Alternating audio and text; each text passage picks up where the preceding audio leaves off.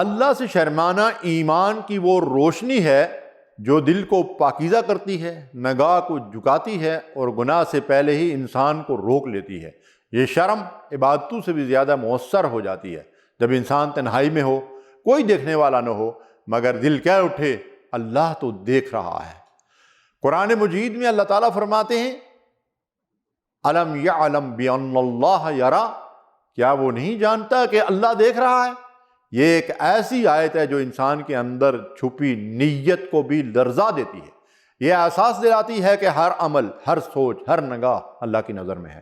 جب یہ یقین دل میں راسخ ہو جائے تو انسان خود کو سنبھال لیتا ہے، گناہ سے شرماتا ہے اور اپنے رب کی نظر سے حیا کرتا ہے۔ نبی کریم صلی اللہ علیہ وسلم نے فرمایا استحیوا من اللہ حق الحیا، اللہ سے ایسے شرم کرو جیسے شرم کرنے کا حق ہے۔ صحابہ نے عرض کیا یا رسول اللہ صلی اللہ علیہ وسلم، ہم تو شرم کرتے ہی ہیں۔ الحمدللہ، آپ صلی اللہ علیہ وسلم نے فرمایا نہیں، بلکہ اللہ سے شرم کرنے کا حق یہ ہے کہ تم سر اور جو کچھ اس میں ہے اس کی حفاظت کرو، پیٹ اور جو کچھ اس میں ہے اس کی حفاظت کرو، اور موت کی بوسیدگی کو یاد رکھو۔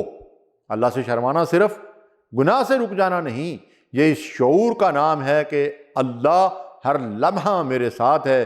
جب دل میں یہ احساس جاگ جائے تو پھر عبادت میں خشوع آتا ہے، آنکھوں میں آنسو آتے ہیں، دل میں ایک عجیب سی نرمی پیدا ہوتی ہے۔ اللہ سے شرمانا ہمیں نفاق سے بچاتا ہے، ریاکاری سے دور رکھتا ہے اور ہمیں عاجزی سکھاتا ہے۔